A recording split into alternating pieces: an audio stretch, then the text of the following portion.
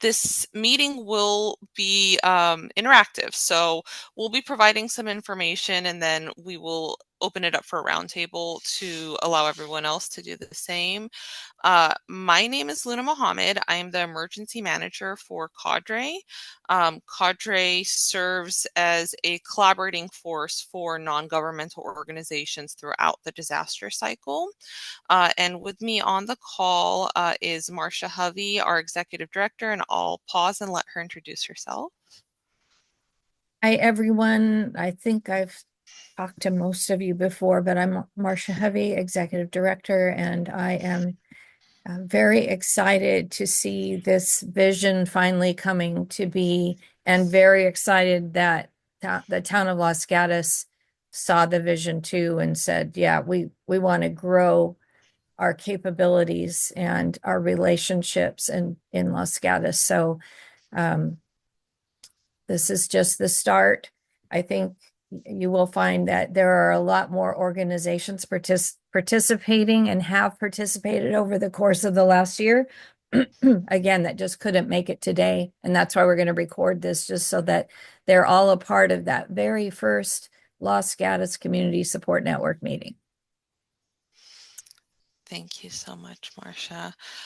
So just as far as the quick agenda goes, we will give a brief overview of CADRE, of the support networks, and this idea, how it came to be and where it is now, and resources that are useful, resources and information that will be useful to your organization regarding the entirety of disaster readiness, from preparedness to mitigation through response and recovery.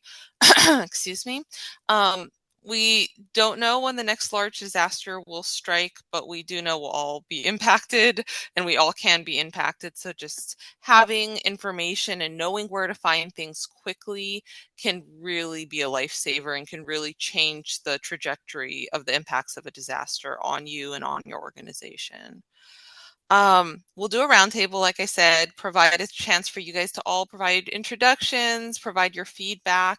Let us know what works best for you. The goal of this is to work for you and to support you. So really want to hear if we're on the right direction with this, or if there's something that would be more useful to you, or maybe both. And then we will talk about next steps and open it up for questions and for discussion. Just shout out to the town of Los Gatos for sponsoring our work to develop the community support networks and making this meeting possible. So who is CADRE?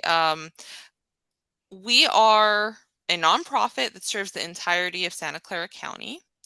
Uh, like I alluded to earlier, we work to support community organizations, specifically with that disaster lens, trying to strengthen connections and collaboration and cooperation, bridge gaps between capacity and needs, and build overall disaster resilience for the whole Santa Clara County community. And that's throughout the disaster cycle, from preparedness and prevention through response and recovery. What we do, the types of things that we support, and the functions that we serve. We are Santa Clara County's volunteer organization active in disaster. A VOAD there's a national VOAD, there's a Northern California VOAD, there are regional VOADs throughout the nation, and many counties also have VOADs. These groups work specifically during a disaster to help facilitate the response and relief and recovery efforts of non-governmental organizations and connect them to the larger disaster response and recovery effort. So we were designated several years back, 2019, I believe, correct me if I'm wrong, Marcia, as the county's VOAD, and we've been serving as that since, responding to each and every small disaster that we've had. Thankfully, we haven't had anything too large in those past few years, but we are ready to respond and to serve. Yeah, just a little bit Mhm. more of that history. So the group of nonprofits, the first group of nonprofits was in 1988. They came together before the Loma Prieta earthquake and said, it might be a good idea for us to talk a little bit about how it would look if something bad happened. So they're not allowed to say that anymore. But it was the Red Cross and the Food Bank and the Independent Living Center and Bill Wilson Center for Mental Health and Catholic Charities and a few other pro bono legal assistants and things. And so they all came together and said, we want to be the VOAD. We want to be that coordinating body. And so they started doing that. Santa Clara County made it official when we became an official nonprofit, but have always been the VOAD.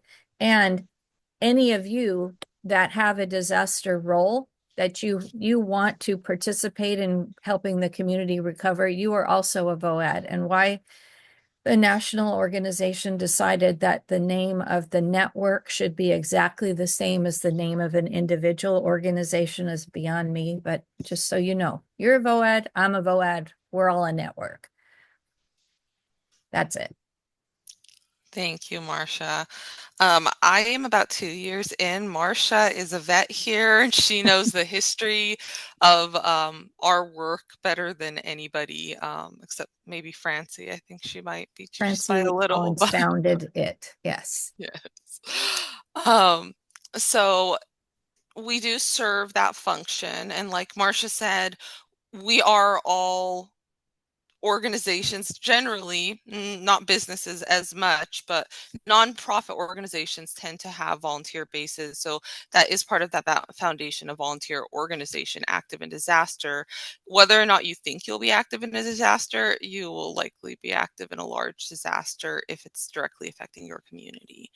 Whether you plan to or not, just by sheer demand by the community and capacity, right? If you have a capacity to help, we tend to take that on for our community. Um, so part of being a VOAD is, or serving as the VOAD, that coordinating body, not to confuse you guys too much there. If there's a disaster, right? If there's a major disaster, we would activate VOAD meetings. And this would allow for the local jurisdictions to talk about the disaster, share that information with non-governmental organizations, but would also allow for those connections and those identification of unmet needs and available resources. For example, a church may be doing spontaneous feeding and sheltering, and they may not have cots to do it, and they may not know how to do it because they just had a bunch of their congregation come in looking for help, and they helped. Connecting them to the resources and the mass care portion of the Emergency Operations Center can help make sure that what they're doing is right and doing it right, serving the community as best as they can, but also connecting them to resources that could support if they are running low on something, right? On the other end of that, if there's a need, a nonprofit or a business may have a facility but no power, and they need a generator, so it could be mentioning that and making those connections if they want to support a feeding operation or something along that lines. It can be an overwhelming influx of clients coming into a food bank and them letting us know, hey, there's 5 times more people that need feeding than can be fed right now by us. So allowing that communication and that coordination to happen during disasters is really key for the serving as the VOAD during a disaster. However, if the disaster is large enough, you could imagine those calls might have 500, 1,000, 2,000 organizations, well, people serving organizations on the calls. And that's not an efficient way to communicate and connect. So CADRE wanted to have basically a support system in a sense to those meetings. And we decided on 20 support networks, which are function specific, and we'll get into them in just a little bit. But what these do, it's a quick way to connect the tens of thousands of organizations in the county to one another pre-disaster, letting them know where they can quickly find information and resources during a disaster. And then those network leaders speak back to the VOAD. So if we do have 1,000 people on a call during an emergency, we can say, everyone related to feeding, please hop on the food network call. The network leadership will send you some information on that. Everyone who's offering sheltering, please fill out this form through the mass care network, and their leadership will connect you. And so really just providing a second channel that we can open up as needed and allow that flexibility in a major disaster, but also just connecting you guys to one another, because even when it's not a disaster, it's useful to know who's around and what one another are doing, because there's always room for partnerships and to grow together, right? Um, Aside from that, we also have a disaster resource directory, and this is part of what we're doing when we're serving as the VOAD and maintaining our networks, is figuring out what resources are in the county. Not necessarily we'll be able to tap into them for every disaster, but what exists? What potential do we have? What capacity do we have in the county? And tracking and logging this. So if you ever get a questionnaire from us, please take it. That helps us build and update our resource directory so that we can provide connections during emergencies. And if I could just add there that Yeah. the resource directory are its capabilities. We want to know what you could do. You always get to decide if you want to do. But it helps us if everyone says what they could do, then we can identify if we don't have a capability at all that we need to grow somehow. Just like no obligations. I don't want anybody to get scared. Yeah, definitely. And it's thank you for mentioning that. It's really important to know. I've worked at least 14, maybe more, emergency operation activations for active disasters of all types, almost all types. I think the only one I don't have on my belt right now is tornado, hurricane, and earthquake. I'm gonna knock on wood.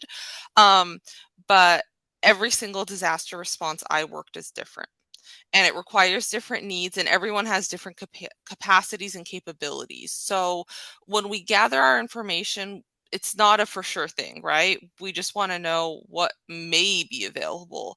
And when we connect you to networks, we're not asking for an obligation there. We're just saying, maybe if you're able to. There's no agreement, there's no contracts. There's, if you can do it and you want to do it, you can do it. And if you don't or you can't, that's okay. But at least we know that that resource could exist and we can ask. And the worst thing that happens is a no, which is perfectly fine. Everyone's capacity is going to be different during every different disaster. And the goal of emergency response and relief and recovery is to be flexible and work with the organizations and work with the disaster as its own unique beast. Um, yeah. So aside from that, we also offer our subject matter expertise. All of our staff, well, most of our staff are emergency managers or retired emergency managers. We've worked in pretty much every sector of the different fields of emergency management, from nonprofit through city, county, um, governments. So we do have a wide amount of expertise, and we're always happy to share and work with you um, on whatever you may need help with as far as disaster management. And we will offer, and we try to find funding to offer as much as possible, training on everything from developing an emergency operations or response or continuity of operations plan to the different roles in disasters and basic emergency management, and pretty much anything else that our subject matter expertise allows us to, that is requested and desired by the community as our capacity allows. And a lot of those trainings are online on our website. Um, we have a very large list of resources on our website. We'll have the link at the end. It's cadresv.org, but we will have that link at the end as well for you.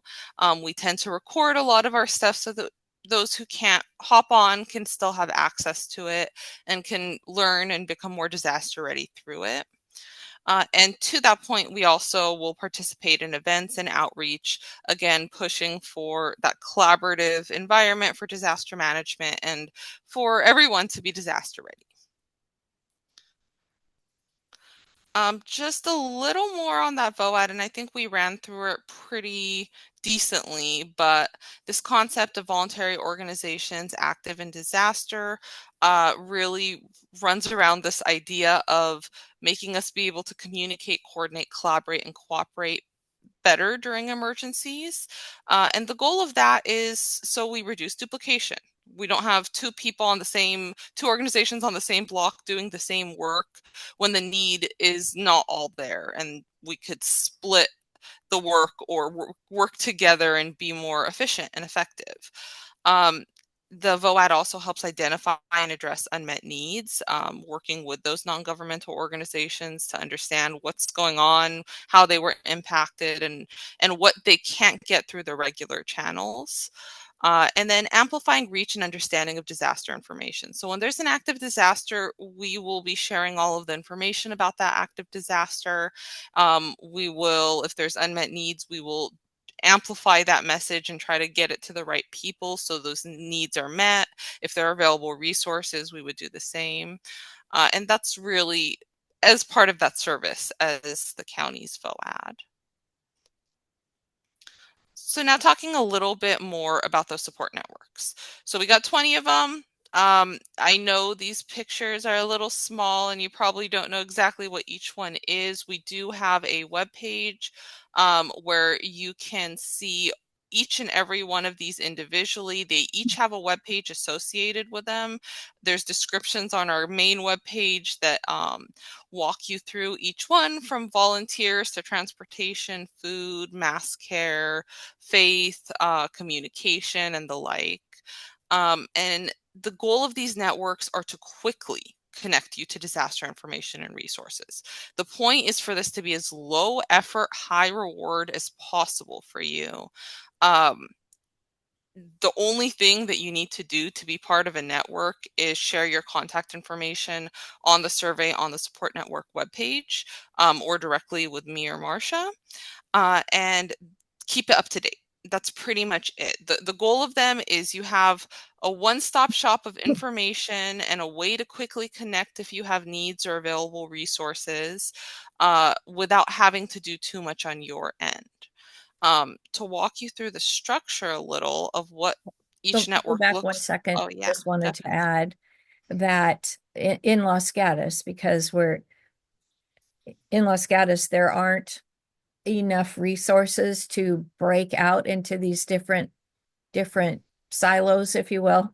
But you see all the silos are connected to CADRE and our team. So we will make sure that information that needs to be shared across boundaries are made available. But in Los Gatos, you have Tom, whose face is on the screen, with the West Valley Service Providers Network, which is multidiscipline.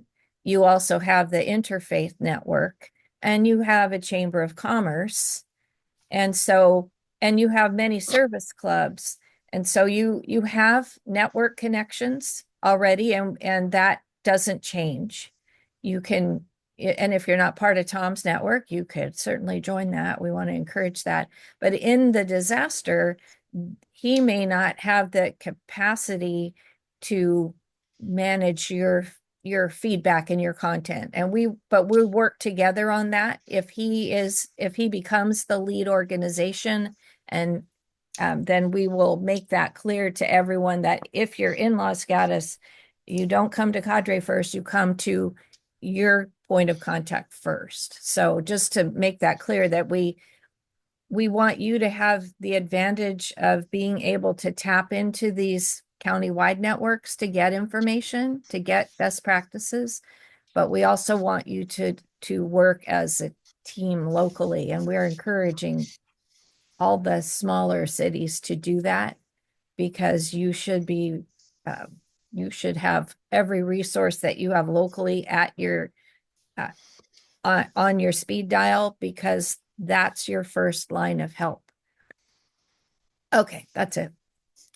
Absolutely. And as Marcia mentioned, the functional support networks that I'm sharing here, these are county-wide.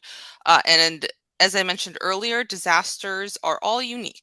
So if we have a earthquake that hits very close to Los Gatos, the entire county will not be affected as badly, right? There'll be parts of the county that may have very minimal impacts. And that's the kind of goal of these support networks, these county-wide, is if there's an area that's having an issue or if there's really wide-scale damage, you're able to make those connections. At the same time, and as you see, Los Gatos Network in the name of this meeting, we some disasters don't require that, right? Your first line of defense is at home, so having those connections at home first is always helpful, and it will depend on what you need.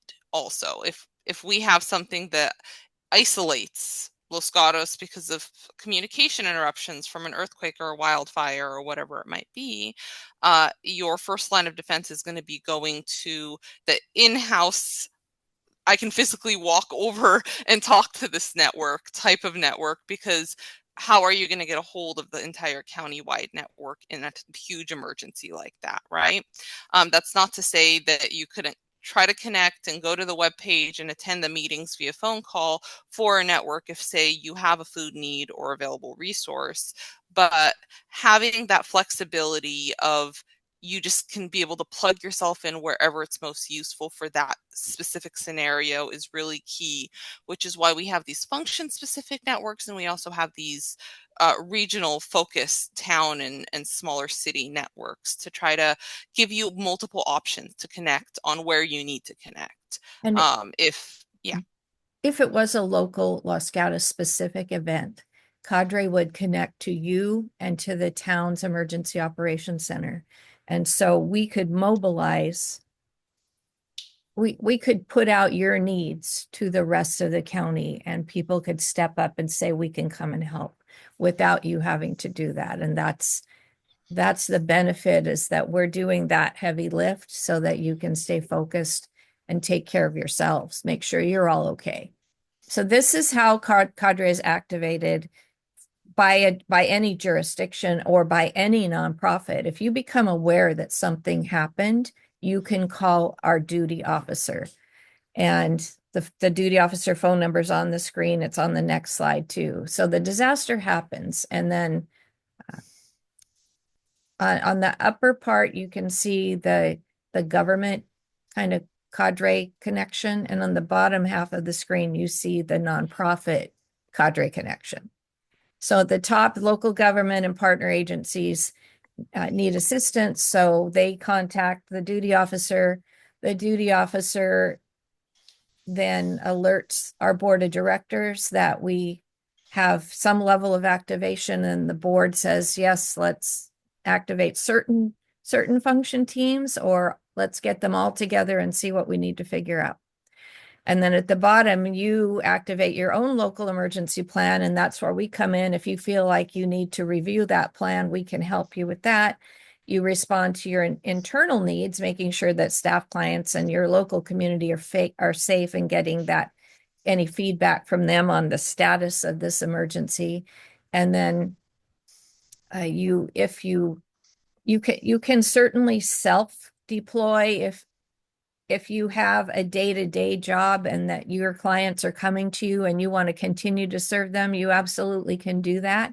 If you want to expand your services, you should run that by us and let us run it by the town to make sure that somebody else isn't already planning to do that, so that you don't overextend yourself or duplicate efforts. But then you can join into the coordination calls. So the coordination calls, if it was local, we would just convene all of you in a Zoom or in person if internet wasn't working, and we'll have to come up with some standing locations. And how do we get that message out? Thank goodness Los Gatos has a strong ham radio group. So we think we can get you close enough to a ham radio to find out where the meeting's going to be. And then everyone shares information. The town shares what they know. The local organizations share what they know. and then they come together to decide what the next steps are going to be and what kind of help you need, or and then those meetings continue on some kind of a cadence based on how fast the event is moving. Then the assistance gets provided. We track what all of the nonprofits are doing so that we have a record of that for the future, and to make sure that we have all of the contact information if one organization's trying to reach out to another one. There are some national organizations that show up pretty quickly, even before we ask them to, which we discourage, but we have, for example, Team Rubicon, which is they do cleanup. One of their main specialties. They're a national organization of retired military people. We have a lot of them in Santa Clara County. So they may show up and say, what can we do? And so we make sure that they get plugged into the plan. I think that's enough on that slide. And then the next slide is just the phone numbers. Maybe you could screenshot it. So in a disaster, we have a CADRE EOC Emergency Operations Center Gmail account, just so that our disaster coordination doesn't get intermingled with our day-to-day work. We don't want to lose an email through the hundreds of other things that come through. And that business office line, if you don't get a live person on it, it gives you another phone number to call. It gives my phone number to call. So if we're not in the office, it's better to call me until I have staff to help. That's it. Go on. Now we're back to Luna's slides. So, just a little bit more about the support networks. Going off of what Marcia was saying, in an emergency, we would set up meetings if appropriate, create a regular meeting schedule, some cadence for those meetings.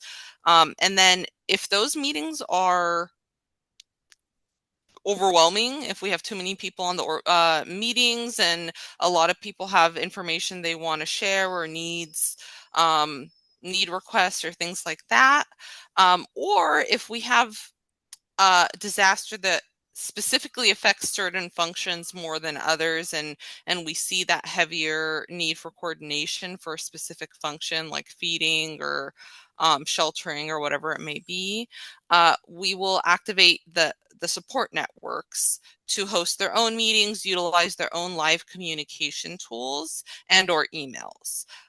Every network should have network leadership. That network leadership maintains the contact list, maintains the communication tools, and hosts any meetings that the network would have. And then basically, if there's a disaster, those live communication tools will be used, which could include hosting regular meetings. It could utilize a live chat tool, which each network decides on for themselves. So the Food Network was our pilot network when we were setting these up. The Food Network decided on WhatsApp as their live chat function with email as a backup. So if you look to your right, the picture with the green text, that was an exercise that we did back in January using WhatsApp as that main communication to trigger network meetings and share VOAD meeting information and disaster related information. So that live function will be activated as needed during an emergency, and exactly what it looks like is based on the network participants. If network participants would like to just check in with each other annually, there'll be a once a year meeting aside from disasters where we would check in with each other. If the live chat tools that the network decides are Slack or WhatsApp or text message or email, whatever it might be, that's really network specific and driven by the network participants and the network leadership. On the left, you'll see a screenshot of a web page. This is the Food Network web page, but all of the web pages are designed really similar to this. All of them have a map with the resources that we have thus far. So the information that we found, the participants in our network meetings, our cadre partners, anyone who's taken our questionnaires, we plug them in there so that you have a visual and we have a visual of what resources and what organizations are where and what they do. And then we have surveys. We have a questionnaire for each of the networks that just sees what each organization is doing, what kind of services they provide. Again, talking about the capability with no commitment, just what actually exists. Um, and then in an emergency, we would have an impact survey. If things are are really hectic, we would post a survey where organizations can fill in their unmet needs and available resources, and it would populate onto an Excel sheet that we can help make those connections. We are looking at additional ways to do that, including the Recovers platform, but we haven't fully developed that out yet. And then on all of those web pages will be lots of resources. Resources at the top if there's an active emergency, and at the bottom if you just want to prepare for emergencies. You want to know what you should do, what forms you should fill out if you're doing feeding operations, what your emergency operations plan should look like, what extra considerations you might need to think about, what resources already exist. So with the Food Network, we have a county-wide food recovery organization. We also have Second Harvest, which is our leading food bank in the county. So being able to quickly connect to whatever resources that you need, both general for disasters, but county specific as well. And like I alluded to, when there's no disaster, there's still going to be some meetings, but they're very minimal. They're really based on what the participants want. And participants don't, meetings aren't even mandatory for participants. What is mandatory is just keeping an up-to-date contact and participating wherever appropriate. So you don't need to go to every meeting, but if there's an emergency and you have an unmet need, hop on. We do a tabletop exercise for the Food Network each year, and I ask participants if you can attend one meeting, please make it that one, because that's where we're testing the live communication tools and making sure everyone kind of gets to play what it would look like in an emergency with a scenario, and we walk through that scenario together and test those tools. So that's kind of the spiel of the support networks. I'm going to pass this back to Marcia for the roundtable. Awesome. Thank you. All right. So we do want to get to know who you are and we want you to get to know each other. So let's start with Tom because he's on the screen. Now I'm going to stop And sharing and I'm going to drop these questions in the chat because I want to see your faces, and I'm oh, sure okay. Yeah. that would be Yeah. If you could good for come on everybody. screen and I would love to just get a picture of everybody on screen if I could, but that would depend on you all. Dude, there's Chris. Hi, Chris. And I just put the questions in the chat. Okay, so then let me just call on people and we'll start with Tom. Uh, okay, thank you. So uh, I've been coordinating for the last 5 years or so, or six, a West Valley Service Providers Network. This is mainly centered around Los Gatos and Saratoga and somewhat Cupertino as well for people and groups like the West Valley uh, uh, the West Valley service providers. We have network people. Uh, Kathy on the screen here is with our senior, our nutrition program, other SASE and organizations that they support there, and West Valley Community Services is, important throughout our West Valley area in terms of food and um, food bank and also other uh, housing and other things. So mainly we have a network of about 70 people with a smaller number who are active, but the main service that we would provide there is a way to reach out to a lot of people in a hurry. And as an example, we were very active during the early stages around May or so of 2020 during the uh, uh, you know time of COVID and just join in with business people and others in terms of getting food out to people at that time. There was a real need, and a number of restaurants stepped up and provided food, and people were picking up the food, driving through with cars. And at that point, we were having weekly meetings to coordinate that activity. So I think of our contribution mainly as coordination. And now we also have I'm president of the Los Gatos Thrives Foundation, and that provides us another kind of network with community leaders and people within Los Gatos, and that's been valuable and with the town too, and in terms of emergency communications and other things. So that has, such as Peter Hurtan and others. So I think that's the main way that we can help be a point of coordination and support. Wonderful work.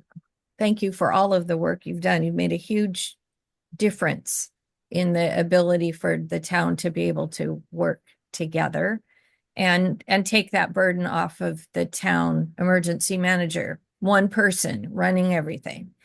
It's really, that's where the partnerships happen, and that's where we can leverage and expand to make sure that everyone's getting reached and everyone's getting information.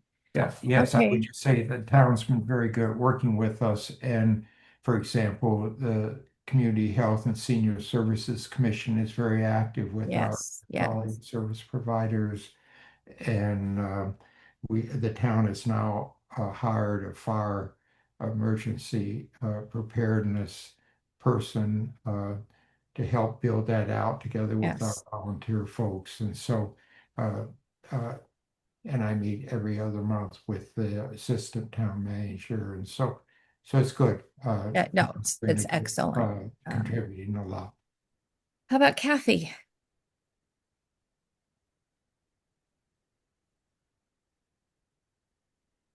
You're on mute if you didn't know that.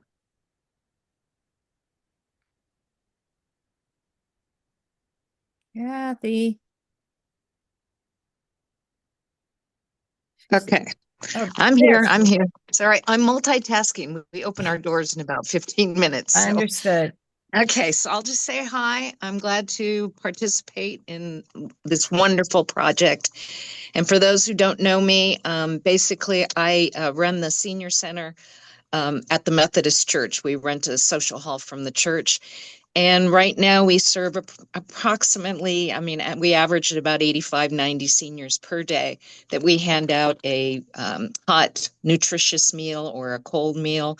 I partnered with Second Harvest, who donated a refrigerated van to us. So we pick up donations from Trader Joe's and Safeway 3 times a week. And sometimes we're picking up 30 to 50 boxes of good food each day. So we have resources, and I just want to know more about what I can contribute in a disaster, considering what we have, what we do here. Yeah, fantastic resource. And are you part of Tom's group? Yes. Awesome. Okay. Folaki.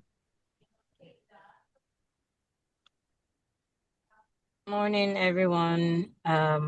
My name is Falake Phillips, and I head a nonprofit here in Los Gatos called OWL.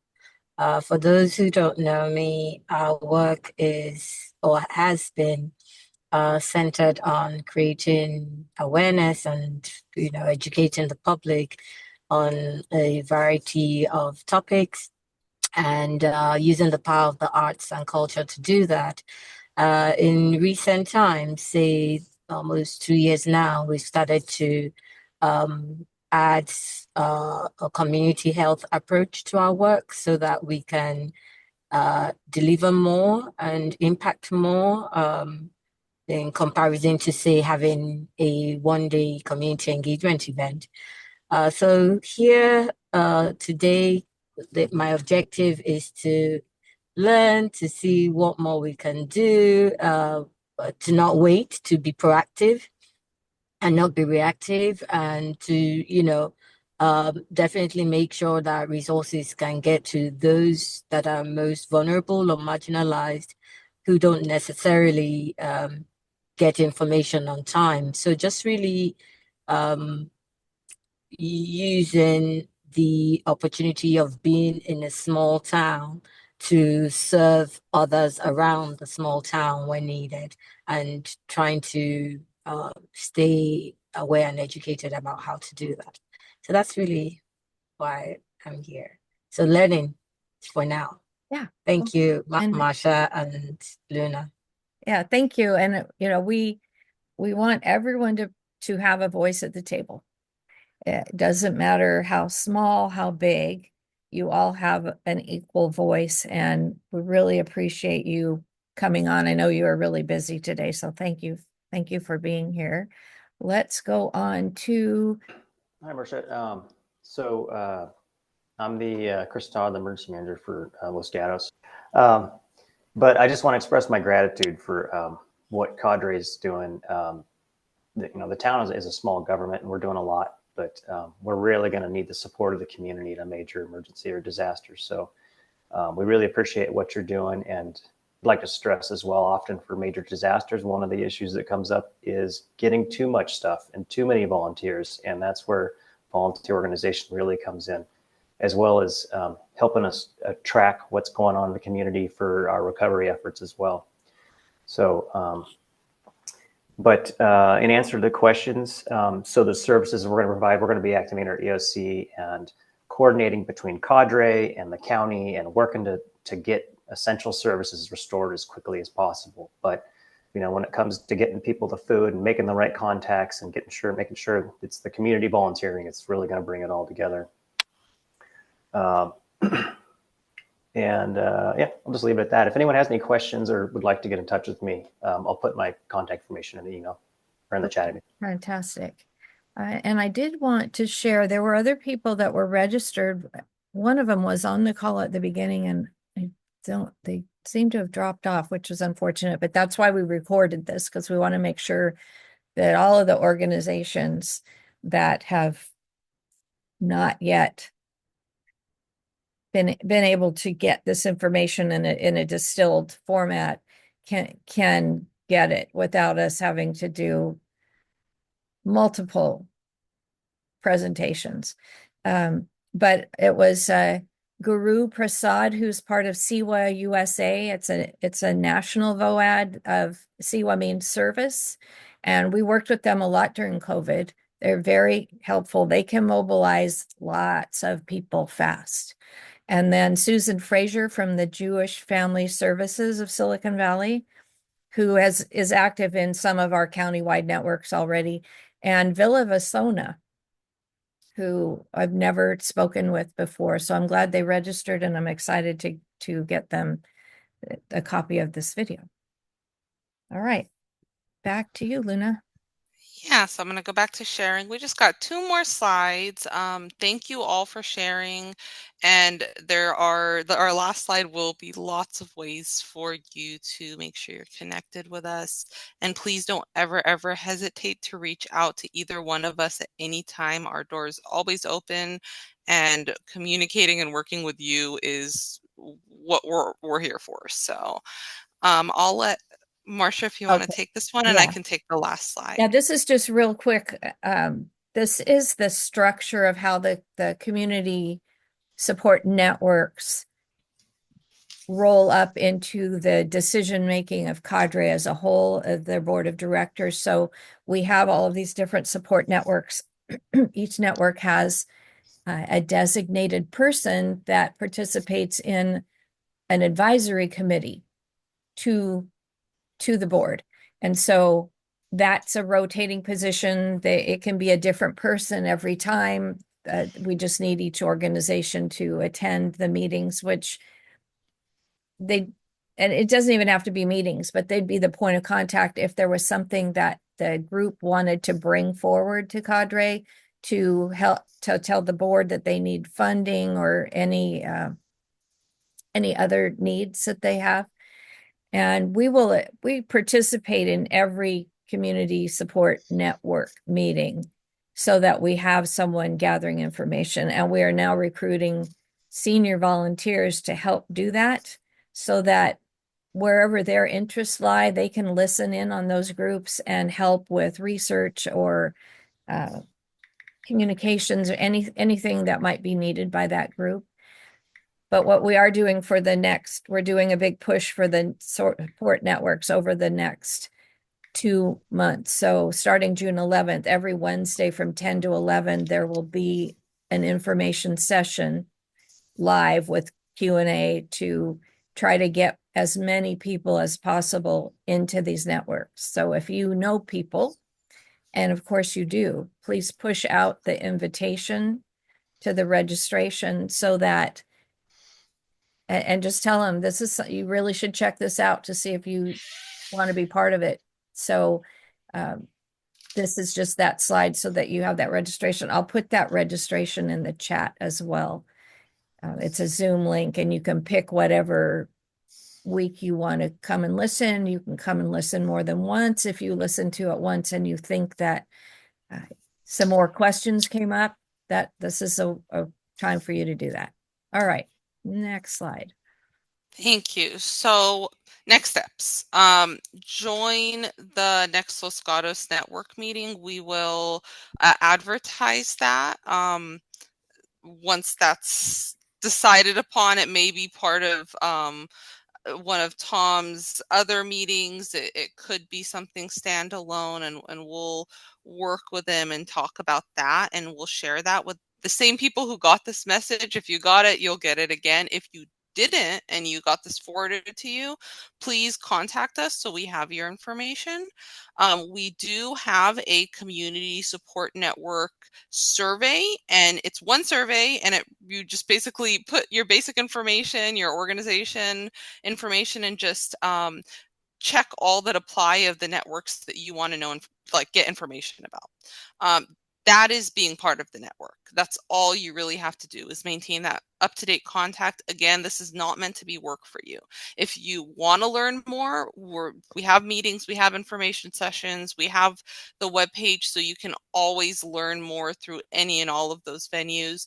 But if you just want to be connected and just make sure that you're in the loop for a function specific network or multiple function specific networks, then you fill out that one, I think it's like 6 or 7 question survey. It's pretty quick. I could fill it out in probably 3 minutes. And if you have to ever update your contact information, you can either refill it out or just send us an email and we'll update your information for you. If you're like, yes, I want to be part of the Los Gatos network, I'm going to sign up for the support networks, but I also want my organization to be more prepared for disasters, become a CADRE partner. This just is one extra step. If we're walking through the steps of readiness, right? This is if you want to take those extra steps to prepare pre-disaster, to plan pre-disaster, to not just be connected, but be proactive. The QR codes to the right. So the first QR codes for the survey, the second for the partner info. And then we also have, like I said, our website. We also have a newsletter we send out every month, and that will tell you when the next meetings are for any of the networks, for CADRE as a whole. If there's any trainings, whether we do it or not, we push it through there. If there's something you want to share, please share it with us and we can add it to the newsletter. So if it's something that can benefit other organizations or the community, or it's a way for you to connect with other organizations, we would love to put that in there. If you have some disaster related or collaborative related training, we can post that as well, or an available resource. So we push those out every month.